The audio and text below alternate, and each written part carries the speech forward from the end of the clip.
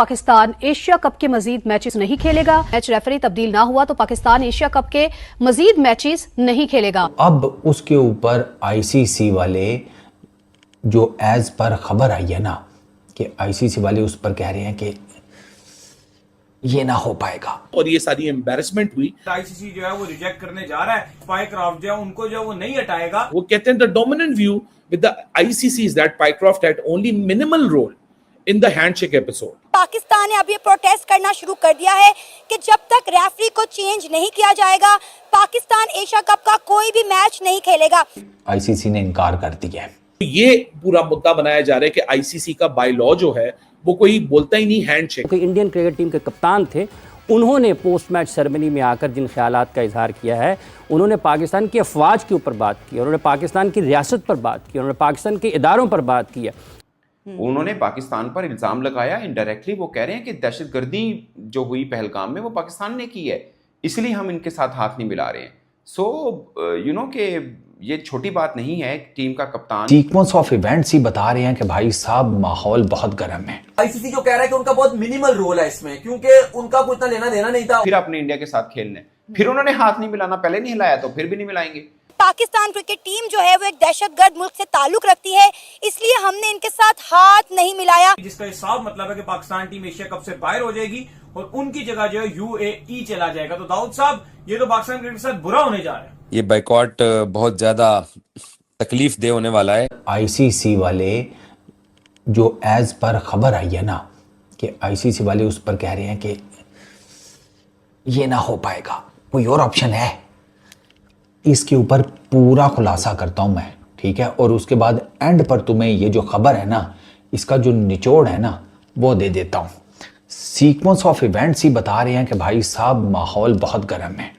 और ये मैं हैंडशेक वाली बात नहीं कर रहा, मैं एंड्रयू पाइक्राफ्ट को इन्वॉल्व करके बात कर रहा हूँ। ऊपर जनाब क्यूरी वगैरह आईसीसी को भी जर्नलिस्ट ने की हुई है, मीडिया ग्रुप्स ने की हुई है कि बताएं जी आपका क्या मूड है, आप कर रहे हैं नहीं कर रहे एंड्रयू पाइक्राफ्ट को चेंज या समथिंग।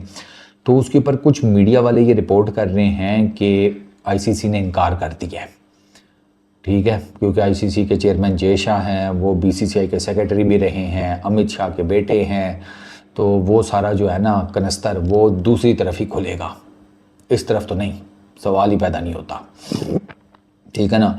वो तो चाहेगा कि भाई कोई चेंज वे नहीं है समथिंग, लेकिन आईसीसी डेफिनेटली इसको अब किसी और हिसाब किताब से भी देखेगी। कहते हैं the dominant view with the ICC is that Pycroft had only minimal role in the handshake episode and that all he may have done was convey a message to the Pakistan captain to avoid the public embarrassment of one captain refusing to shake hand with the other at the toss. So ये बात तो तय हो गई कि यहाँ toss वाली की बात की जा रही है कि जी कम्युनिकेट यहाँ हो गया था। तो ये जो खबर चल रही थी कि कम्युनिकेट कब हुआ, पोस्ट मैच का हुआ, टॉस का हुआ, उसकी क्लैरिटी कुछ यहाँ से हमें मिल रही है। ये कहते हैं the general view is that it would set a wrong precedent to change a match official at the demand of one member when prima facie he had no serious role in the controversy that arose after Indian players refused to shake hands with Pakistani counterparts following an Asia Cup League fixture on Sunday, September 14. वो कहते हैं the PCB is upset with the Indian players' reaction, but shaking hands with the opposition before or after match is clearly not mandatory, even the ICC manual. The same point may be explained to the PCB by the world body in its response. So ये पूरा मुद्दा बनाया जा रहा है कि ICC का by law जो है वो कोई बोलता ही नहीं हैंडशेक। अच्छा, ये बात जो है इसको हम एक अलग जगह से कंफर्म करने की कोशिश करते हैं। ये वो लॉ है आर्टिकल 2.1 जिसकी तहत ये पूरा केस बना है स्पिरिट ऑफ क्रिकेट चैलेंज होने का।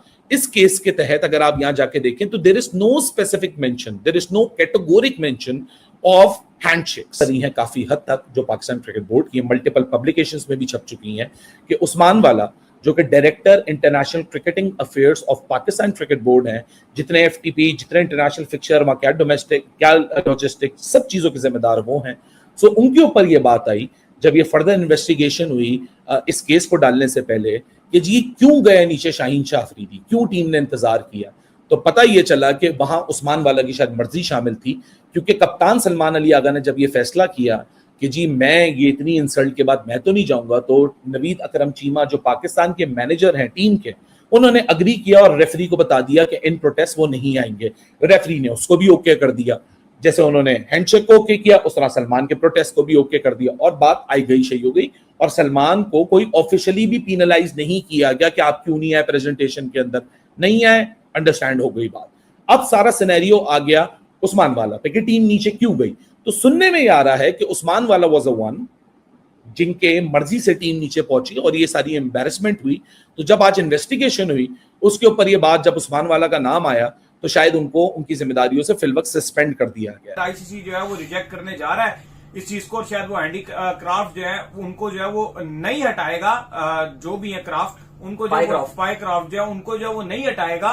तो अगर वो इनको नहीं हटाता तो चेयरमैन मोहसिन नकवी ये चीज वाजे कर चुके हैं कि पाकिस्तान टीम जो है फिर इस एशिया कप से जो है पुल आउट कर जाएगी, जिसका ये साफ मतलब है कि पाकिस्तान टीम एशिया कप से बाहर हो जाएगी और उनकी जगह जो है यूएई चला जाएगा। तो दाऊद साहब ये तो पाकिस्तान क्रिकेट के साथ बुरा होने जा रहा है। अच्छा, इसमें अगर आप देखो तो जो पाइक्रॉफ्ट की गलती, जो आईसीसी जो कह रहा है कि उनका बहुत मिनिमल रोल है इसमें, क्योंकि उनका कोई इतना लेना देना नहीं था, तो ये डिसरिस्पेक्ट वाला जो एलिमेंट है ये उसके अंदर जरूर आता है। अगर आप कहते हो ना कि लॉ ऐसा कोई नहीं है जिसमें हैंडशेक का कोई कानून नहीं है, मान लिया हैंडशेक का कोई कानून नहीं होता, कोई आईसीसी के रूल कोई नहीं है कि ये आपने हैंडशेक किससे मिलाना है और वो एक इंपॉर्टेंट है, लेकिन ये लॉ जरूर है कि आपने ओपोनेंट की रिस्पेक्ट करनी है। और अगर एक टीम खड़ी है पूरी, उसको पता ही नहीं है कि ये हाथ मिलाना है नहीं मिलाना, वो वेट करिए कि दूसरी टीम आएगी और एकदम दूसरी टीम ने दरवाजा बंद कर दिया, तो वो एक ऐसा एलिमेंट आ गया था, एक ऐसा डिसरिस्पेक्ट वाला एलिमेंट आ गया था। तो उस पर क्या एमसीसी जो है, जो लॉ बनाता है, क्या वो एक्शन लेगा और आईसीसी इस पे इंप्लीमेंट करेगा? लेकिन फिलहाल ऐसा लग रहा है कि ऐसा कुछ भी नहीं होने वाला, क्योंकि चीजें बड़ी कम रह गई हैं, दिन बड़े कम रह गए हैं। परसों आपका मैच है, कल आपका प्रैक्टिस सेशंस है। अगर ये चीजें जो है वो कल तक, मेरा ये मानना है कि कल दोपहर या शाम तक ये चीजें रिजॉल्व ना हुई तो जो एक्शन चेयरमैन मोहसिन नकवी ले चुके हैं, आपको पता ही है कि वो एक पावरफुल चेयरमैन है, कोई ऐसे फकड़ा आदमी भी नहीं है कि वो इस तरह की बात कहें और बाद में उस बात को जो है पूरा ना करें। तो फिर पॉसिबल तौर पर पाकिस्तान फैंस के लिए एक और हार्ट ब्रोकन ये हो सकता है कि शायद पाकिस्तान एशिया कप छोड़कर घर आए। नमस्ते दोस्तों, जय हिंद। जैसा कि दोस्तों आपने क्लिप में देखा, पाकिस्तान मीडिया चर्चा कर रहा है कि आईसीसी ने पीसीबी की डिमांड को बिल्कुल ही रिजेक्ट कर दिया है। दरअसल पाकिस्तान क्रिकेट बोर्ड के चेयरमैन मोहसिन नकवी ने सोमवार को कहा पीसीबी ने पाइक्राफ्ट को तत्काल बाहर करने की मांग की है और अगर ऐसा नहीं हुआ तो पाकिस्तान बाकी बचे मैच नहीं खेलेगा। अब आईसीसी ने पाइक्राफ्ट को हटाने की मांग को ठुकरा दिया है। अब पाकिस्तान मीडिया चर्चा कर रहा है कि क्या पाकिस्तान एशिया कप का बाइकआउट करने जा रहा है, क्योंकि मीडिया रिपोर्ट्स के मुताबिक अगर पाइक्राफ्ट को आईसीसी नहीं हटाता है तो पाकिस्तान एशिया कप का बाइकआउट करेगा। आईसीसी पाकिस्तान को वापस पाकिस्तान भेजने के मूड में है। आईसीसी अब किसी दबाव में नहीं आने वाला। पाकिस्तान मीडिया चर्चा कर रहा है कि हो सकता है कि पाकिस्तान का सफर यहीं तक हो, पाकिस्तान को वापस घर जाना पड़ सकता है, क्योंकि आईसीसी पाकिस्तान के किसी दबाव को नहीं झेलने वाली। आईसीसी ने साफ तौर पर कह दिया है कि पाइक्राफ्ट को नहीं हटाया जाएगा।